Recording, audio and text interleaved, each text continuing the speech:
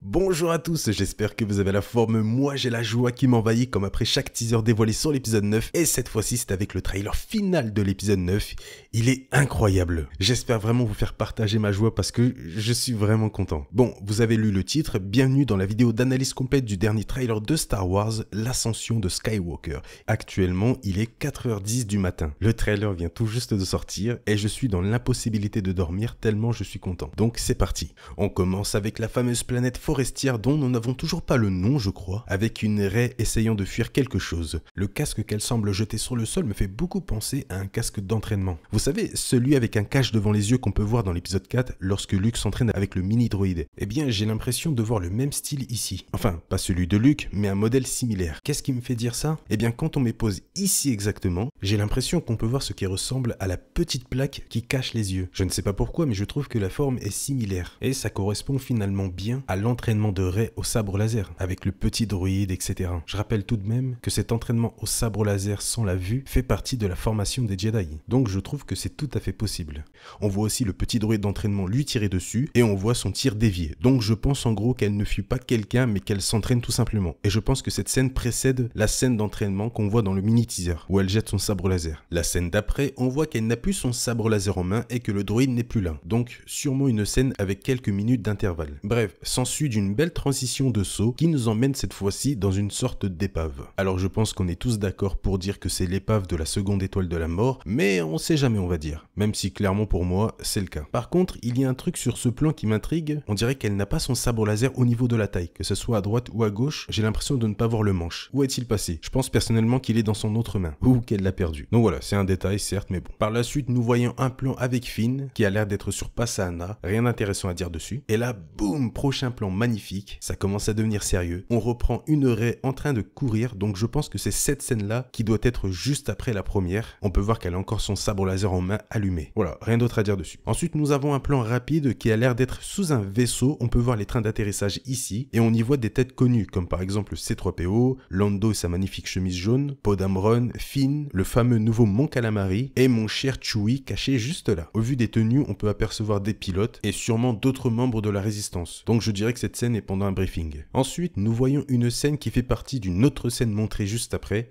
donc je ne vais pas l'aborder maintenant. Par contre, je crois apercevoir juste ici le personnage joué par la fille de Carrie Fisher. Je n'ai plus le nom, je suis désolé, mais j'ai l'impression de reconnaître son visage. Et bien sûr, en premier plan, la nouvelle apparence de Rose, qui est quand même, je trouve, beaucoup mieux que dans l'épisode 8. Et la petit plan sur Finn, Poe Dameron et Chewie, mais surtout le nouveau X-Wing de Poe Dameron qui est juste derrière. Parce que je le rappelle, Kylo Ren dans le 8 a fait exploser son X-Wing. On peut voir en arrière-plan des résistants courir et juste après, sur la même planète, une énorme corvette CR-90 qui a l'air de décoller en vitesse vu comment elle frôle les arbres ou alors d'atterrir tout simplement. Un type de vaisseau, je le rappelle, qui a vu le jour sous la République Galactique, ensuite l'Empire et l'Alliance Rebelle. Ensuite, 3 plans à la suite. Sur le premier, on y voit Rey avec tout autour une mer agitée sur les restes de la seconde étoile de la mort. On la voit en train d'attendre quelque chose ou plutôt quelqu'un. Plan suivant similaire, sauf que là, on la voit en gros plan, cette fois-ci assez motivée face à ce qu'il y a devant. Et nous avons en principe tous la réponse avec le troisième plan où la tempête est fendue par le suprême leader Kylo Ren, sabre laser allumé en main, motivé pour combattre ce qu'il y a devant lui. Donc peut-être Rey. On remarque d'ailleurs que le personnage aime beaucoup ce style de sabre laser à l'envers. C'est pas la première fois qu'il adopte ce style, donc c'est cool de l'avoir gardé pour le 9. Ça donne une certaine identité personnelle au niveau du combat à Kylo Ren. Par contre, fait important, vous l'avez vu, il n'a pas son casque. Va-t-il l'avoir au début du film ou au contraire à la fin du film? Nous avons ensuite une scène magnifique avec quelque chose qui ressemble à un énorme glacier. Mais ce glacier a l'air d'être dans le vide puisque ce que j'ai pris au début comme un reflet du glacier ne l'est pas en fait. Si on regarde les formes, c'est différent entre le haut et le bas du glacier. Donc ce n'est pas un reflet dans l'eau, ce qui montre bien qu'il flotte dans le vide spatial. Surtout que tout autour, on peut y voir des petits points blancs qui fait bien sûr référence aux étoiles. On peut aussi voir sur le côté gauche de l'image que le glacier est éclairé, sûrement le soleil du système en question, alors que sur la droite, c'est très sombre. Et encore une fois, on voit les petites étoiles de la galaxie. C'est quand même assez impressionnant comme lieu, je trouve. Mais la chose à voir en plus dessus, c'est une sorte de petite ville sur la gauche, ou du moins des structures sur la gauche. On dirait une sorte de base, donc soit une base rebelle, ou une base du premier ordre, ce qui expliquerait les nombreux TIE. Quoi qu'il arrive, on y voit des structures au loin sur la gauche. J'ai aussi voulu voir ce que ça donnait en pivotant l'image, et surprise, encore des structures. Notamment là, on dirait qu'ils ont travaillé le glacier pour lui donner une certaine forme. Un peu plus sur la gauche, on y voit aussi une autre structure. Et ça me paraît un peu trop parfait pour être naturel, je trouve. Mais ce qui trouble vraiment tout ça, c'est que même à l'envers, le décor semble tout à fait vrai. Est-il possible d'aller en haut comme en bas de ce glacier? Ce serait vraiment fou. Après, bien sûr, c'est que de la théorie. Si ça se trouve, il n'y a rien en dessous, le glacier n'est pas dans le vide, etc. Mais personnellement, je ne vois rien autour. Et je pense ne pas être fou en disant qu'il y a quelque chose de bizarre en dessous. C'est finalement peut-être un lieu assez mystique en rapport avec la force dans les régions inconnues. Parce que j'ai du mal à voir ce genre de décor, par exemple, dans la bordure extérieure. Après, c'est possible, je dis pas. Mais je trouve que ça a un côté assez mystique. Pourquoi pas, comme je l'ai dit, un lieu en rapport avec la force. En fait, c'est surtout les structures sur le bas qui me perturbent. Elles sont trop parfaites à mes yeux. Est-ce par exemple le fameux lieu où Snoke a découvert certains secrets sur la force? Je trouve que c'est possible. Il y a vraiment un petit côté mystique qui se dégage de ce décor. En tout cas, le Premier Ordre a l'air de s'y intéresser énormément vu le nombre de TIE. Voilà pour cette scène. Ensuite, l'une des scènes les plus intrigantes, celle du trône, qui est assez impressionnant. À qui appartient ou va appartenir ce trône? Les réponses les plus logiques se dirigent bien sûr vers Dark Sidious, surtout qu'on l'entend parler pour la première fois dans le trailer durant cette scène. Pour ceux qui ont l'œil, sur le dos du trône, on peut y voir des marques. Alors j'arrive pas à voir ce qu'elles représentent, j'ai regardé tous les logos possibles dans Star Wars, mais il n'y a rien qui y ressemble. Mais je pense que ça pourrait représenter, pourquoi pas, quelque chose en lien avec l'ordre Sith ou le côté obscur. Après, oui, ce trône peut appartenir à Sidious, mais il pourrait aussi appartenir à la fameuse version obscure de Rey. On sait jamais. En tout cas, le design du trône est assez stylé. Il est plutôt impressionnant. Par la suite, nous avons un énorme destroyer qui sort littéralement du sol. Et si on regarde bien, on peut voir que ce destroyer est de l'époque de l'Empire et non du Premier Ordre. La grosse différence se voit surtout sur les deux boucliers déflecteurs qui n'apparaissent pas sur ceux du Premier Ordre. Donc, est-ce la fameuse flotte cachée de Dark Sidious qui fait son entrée? Il y a de très grandes chances que ce soit ça. Cette scène pourrait même précéder la fameuse scène qu'on voit dans le mini-teaser avec tous les destroyers alignés. Vous imaginez une scène où on voit des centaines de destroyers sortir du sol? Waouh, ce serait quand même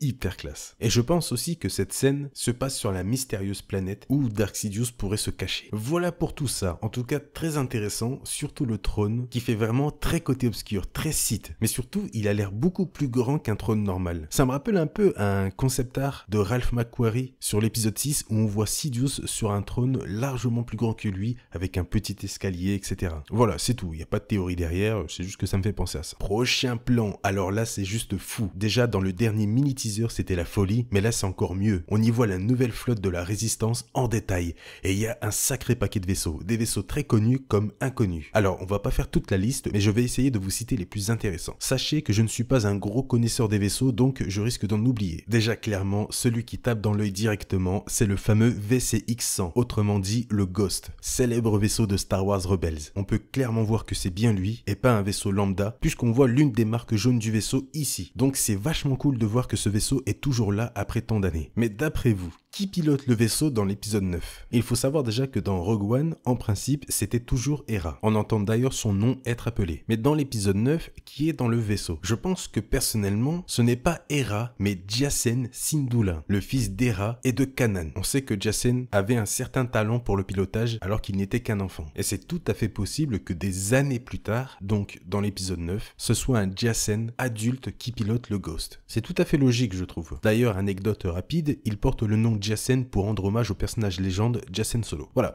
bref. Alors ici exactement, au début, j'ai cru voir un croiseur CR-20 de classe consulaire parce que le devant du vaisseau ressemble énormément au vaisseau du trailer, mais l'énorme problème, c'est que le CR-20 est beaucoup plus fin que celui montré dans le trailer. Donc je suis allé voir du côté de l'univers légende et j'ai vu une énorme ressemblance avec le YV-929. L'avant est très similaire et l'épaisseur correspond très bien. Il y a sûrement des petites différences sur celui du trailer, mais j'ai vraiment l'impression que le design du trailer est similaire à celui-là. Au milieu, on voit un énorme vaisseau jamais vu et je suis sûr que c'est lui qu'on voit dans le teaser précédent ici. La forme correspond. À cet emplacement, on a ce qui semble être un EF-76 Nebulon B qu'on aperçoit dans l'épisode 5 et dans d'autres œuvres. Ici, on peut voir l'un des fameux bombardiers MG100 de l'épisode 8 au début du film. Ici, on dirait une frégate Vagbeer qu'on peut aussi voir au début de l'épisode 8 avec le Radius. Alors, je ne suis pas sûr, mais je crois apercevoir ici un modèle similaire du vaisseau de Holdo, un Bunker Buster. L'avant est vraiment similaire. Là, nous avons bien sûr la fameuse corvette Hammerhead. Ça, c'est vachement cool de la voir dans les films. À la base, ce vaisseau était légende, mais avec Rebels et Rogue One, il est redevenu canon. Et le design de ce vaisseau déboîte. Alors là, je ne sais pas si c'est vraiment ça, mais ça y ressemble beaucoup quand même. Si vous regardez juste en bas, ici, j'ai vraiment l'impression de voir un petit U-Wing, vaisseau qui provient de Rogue One. Si c'est ça, c'est vachement cool de le revoir parce que lui, j'adore son design. Et au niveau des 4 petits réacteurs du cockpit, ça y ressemble comme 2 gouttes d'eau. Donc, je mise sur un U-Wing. Et dernier petit vaisseau que j'ai réussi à reconnaître, enfin petit, là c'est pas du tout le cas, juste ici, je reconnais la forme d'un MC-75. Un énorme croiseur Mon Calamari. Je reconnais assez facilement la forme parce que Radius, un Mon Calamari que j'aime énormément, en avait un. Et je pense vraiment que c'est le même ici, enfin avec quelques modifications bien sûr, mais la forme du vaisseau, c'est clairement un MC-75. Voilà, désolé, j'ai vraiment essayé de faire parler ma faible connaissance en vaisseau. Il y en a vraiment beaucoup et c'est assez chaud de tous les distinguer. Surtout qu'il y en a des tout petits aussi, mais surtout il y a beaucoup de nouveaux vaisseaux. Par contre, fait intéressant, le Faucon a repris une parabole en forme de cercle comme à l'époque, parce que la dernière, il l'a perdue pendant la bataille de Crète. Voilà, plan suivant, on y voit la bande de héros dans le Faucon avec ce petit objet bleuté. À la base, j'ai vraiment pensé que cet objet était nouveau, mais en voyant les images du cockpit du 7, on voit aussi cet objet, sauf qu'il ne brille pas en bleu comme dans cette image. Donc, est-ce que cet objet sert tout simplement à une option du vaisseau? Je pense que oui, mais le problème c'est que dans les autres films, il n'y a pas cet emplacement. Donc pourquoi on n'a jamais fait attention à ça? Surtout que dans le 7, même lorsque le Faucon est en marche, le truc reste sans lumière, alors que là, non. Bon, bien sûr, ça se trouve, c'est rien du tout, mais ça m'intrigue. Ensuite, nous avons un petit plan assez magnifique de la confrontation entre Kylo Ren et Rey, on connaît déjà. Donc, on enchaîne avec cette scène où on a du mal à voir ce qu'il se passe, mais on peut clairement distinguer un destroyer juste là. On voit ses réacteurs, et si je ne m'abuse, encore une fois, c'est un modèle de l'Empire. On peut voir difficilement un bouclier déflecteur juste là. Maintenant, dire ce qui explose est une autre affaire, parce qu'on ne voit vraiment rien du tout. Prochaine petite scène avec un nouveau véhicule naviguant sur l'eau avec à son bord Rey, et on la voit foncer vers l'énorme épave de la seconde étoile de la mort. Et attention, la scène la plus émouvante pour moi, celle de C3PO. On voit le nouveau petit alien tréfouillé dans la tête de C3PO avec une Rey sur la droite qui a l'air assez inquiète au vu de son expression. Ensuite, nous avons un plan où Zori Bliss apparaît pour la première fois. Et grâce à leur tenue, je suis quasi sûr qu'ils sont sur Kijimi dans la ville pirate, d'où l'apparition déjà de Zori, mais surtout quand on regarde Poe, Rey et Finn, ils sont habillés d'un gros manteau et de gants pour Poe, ce qui correspond au climat froid de Kijimi. Mais le plus émouvant dedans, ce sont les mots de C3PO. Je regarde une dernière fois mes amis. Est-ce la fin de C3PO? Je pense à mon avis que sa mémoire va être effacée, d'où sa phrase assez triste pour laisser place à une toute nouvelle mémoire. Ce qui me fait dire ça, ce sont les câbles accrochés à l'arrière de sa tête, comme s'il y avait un transfert de mémoire qui relie C3PO à quelque chose sur la gauche. Mais en tout cas, il est sûr de partir vu sa phrase. Et je pense que la scène où il a les yeux rouges dans le mini-teaser sera juste après celle-là où cette fois-ci, il y aura la mémoire d'un autre droïde dans le corps de C3PO. J'en reviens encore une fois que ça pourrait ressembler, pourquoi pas, à une sorte de 000, puisque dans le comics Vador, Aphra ouvre l'arrière de la tête de 000 pour installer sa matrice de personnalité, un peu comme ce qui se passe dans le trailer. Donc je suis sûr que c'est quelque chose du même genre. Je ne dis pas que c'est forcément 000, mais je suis sûr qu'une autre personnalité va prendre la place de celle de C3PO. En tout cas, cette action semble très importante pour la suite. Pourquoi pas une matrice de personnalité capable de commander une certaine armée de droïdes par exemple? Nous verrons bien, mais je trouve que c'est tout à fait possible. Surtout que si on regarde bien cette image, qu'est-ce qu'on voit sur la droite? Un droïde séparatiste de la prélogie. Alors, ça ne veut rien dire, hein. C'est peut-être juste une sorte de clin d'œil, et je pense que ce ne sera pas le seul clin d'œil aux autres œuvres de Star Wars. Mais c'est bien de signaler la présence d'un droïde séparatiste. Et si cette nouvelle mémoire était en fait celle d'un droïde séparatiste qui aurait la capacité de commander ou même de réveiller une armée de droïdes? C'est tout à fait possible, je trouve. Ensuite, on a quelques scènes qui n'apportent sûrement pas grand chose à l'intrigue, avec un petit R2 assez joyeux, et aussi mon Chewie, et la sublime musique démarre, ce qui fait un petit pincement au cœur de se dire qu'après c'est terminé. On peut y voir Poe Dameron, Chewie et Finn dans ce qui semble être, au vu du sol brillant, d'un vaisseau du premier ordre, peut-être l'énorme finalizer de Hux qui n'a pas été détruit en plus, donc c'est assez probable de revoir cet énorme vaisseau. Par la suite, une scène déjà connue depuis un moment avec Leia et Rey qui s'enlacent, rien de nouveau de ce côté-là. Petit tour sur Passaanal lors d'une course-poursuite. Par la suite, nous avons notre Chewie et Lando aux commandes du Faucon. C'est assez ouf de voir que Billy Dee Williams a tellement l'air heureux d'être de retour. Plan suivant vraiment classe lors de la bataille avec un Y-Wing qui est piloté tout de même assez bien, qui tire sur un destroyer, encore une fois un modèle de l'Empire. Sauf que là, il y a quelque chose en plus, c'est l'énorme canon en dessous. Et je pense que le rayon rouge qu'on voit détruire tout ce qu'il y a autour de lui dans le mini-teaser provient de cette arme. Mais revenons vite fait sur la maîtrise du pilote avec le Y-Wing tout de même. On est d'accord pour dire que ce pilote, c'est attention, énorme spoiler,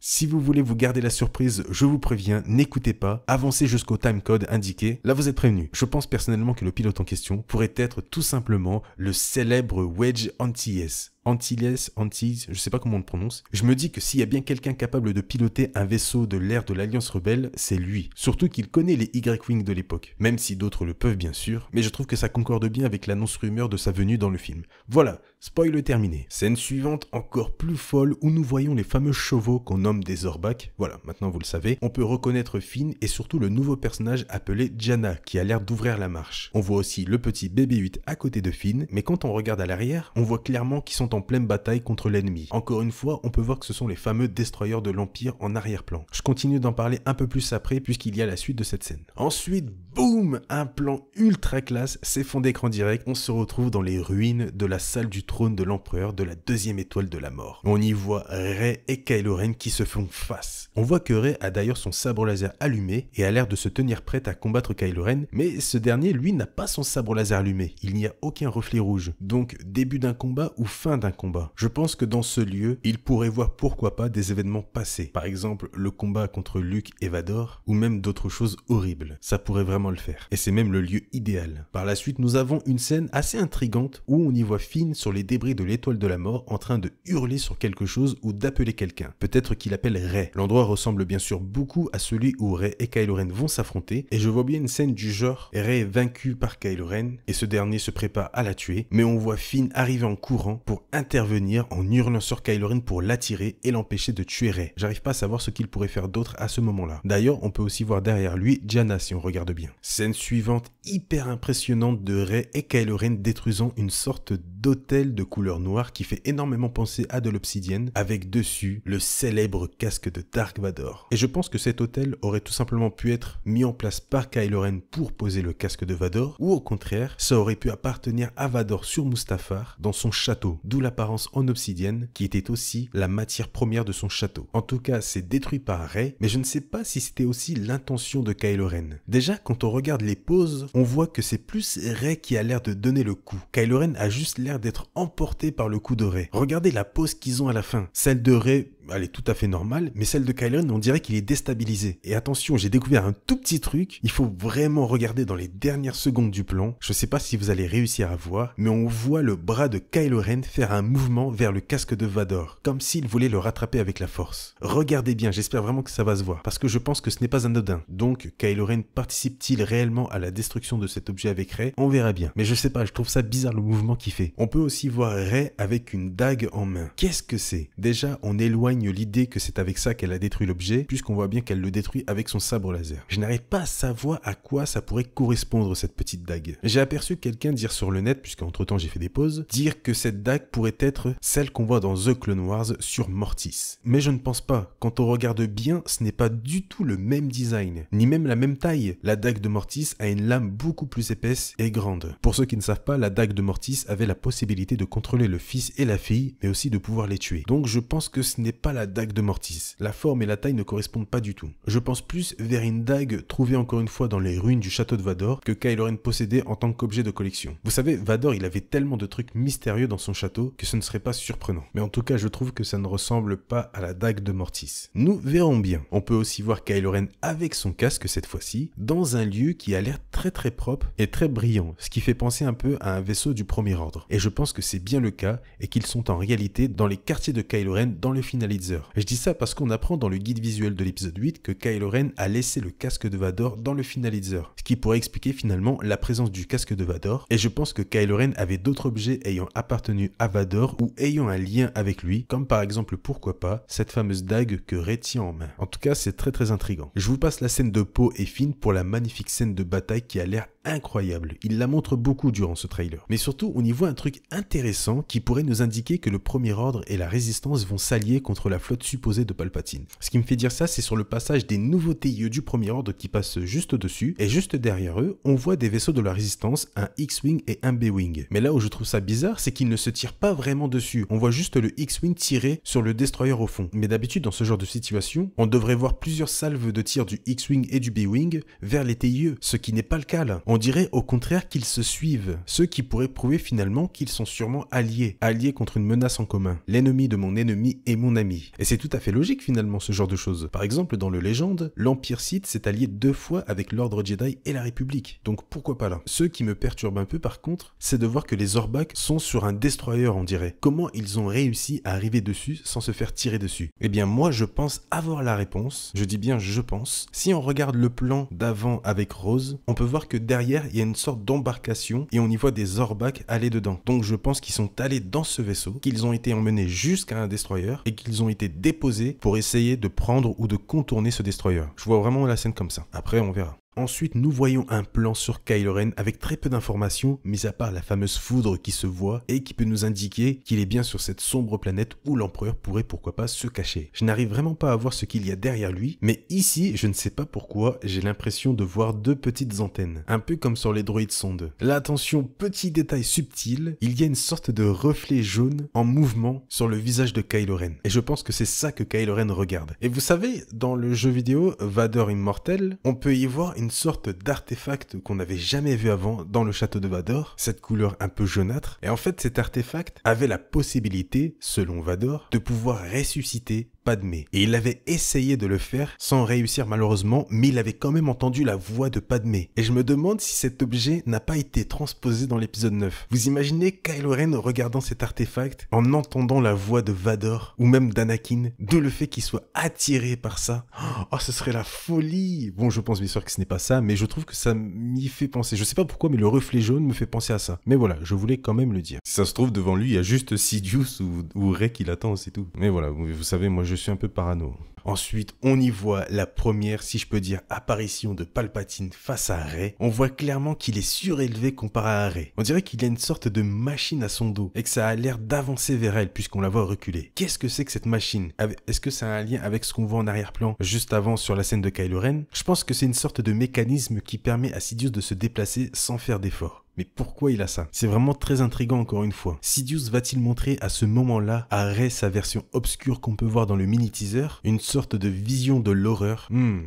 C'est super intriguant. Je vous réserve d'autres vidéos sur le sujet, ne vous inquiétez pas. Le trailer se termine avec un plan sur le visage de Rey qui a l'air, au vu de son expression, je vais pas dire fier, mais rassuré, avec son sabre laser en main. Mais ce qui m'intrigue, et c'est tout bête, c'est l'éclair qui passe rapidement. Le problème, contrairement aux éclairs qu'on voyait avant, celui-là est de couleur vert, j'ai l'impression. On est d'accord que je ne suis pas fou, rassurez-moi. Va-t-elle rencontrer l'ancien maître Jedi Yoda, ou même pourquoi pas Yoda et Luke en même temps, d'où son expression un peu rassurée et calme, mais surtout d'où la présence de 2 éclairs verts. Je pense que je suis fou, mais n'hésitez pas à me dire ce que vous en pensez. Vous savez, moi je suis parano, quand je soupçonne un truc, je vais commencer à théoriser dessus alors que c'est rien du tout. Enfin voilà, le trailer se termine encore une fois sur les paroles de Luke et de Leia. Magnifique. Et cette vidéo analyse touche aussi à sa fin. Je suis très fatigué, j'espère de tout cœur que vous l'avez apprécié, je me suis vraiment donné. Si c'est le cas, comme d'habitude, pensez au pouce bleu les amis, c'est très important, surtout pour ce genre de vidéo. Je compte vraiment sur vous. N'hésitez surtout pas à la partager aussi pour faire découvrir mes petites idées à d'autres personnes qui n'auraient pas vu la vidéo. Ça permet aussi de récompenser le travail fourni durant cette dernière. Bien sûr, je n'ai pas besoin de le dire, mais votre petit commentaire pour me dire ce que vous pensez de tout ça, ce que vous pensez du trailer, etc. Moi, j'ai encore une fois adoré. N'hésitez pas aussi à faire un petit tour dans la description, il y a le lien YouTube de la chaîne. Ça permet de me soutenir gratuitement et de soutenir la chaîne. Encore une fois, j'espère vraiment que vous avez apprécié cette vidéo. Désolé pour la longueur, mais je voulais vraiment parler de plusieurs choses et pas juste vous décrire les scènes et passer à autre chose pour sortir la vidéo le plus vite possible. Sur ce les amis, je vous laisse, fatigué je suis, dormir je vais. Salut à tous.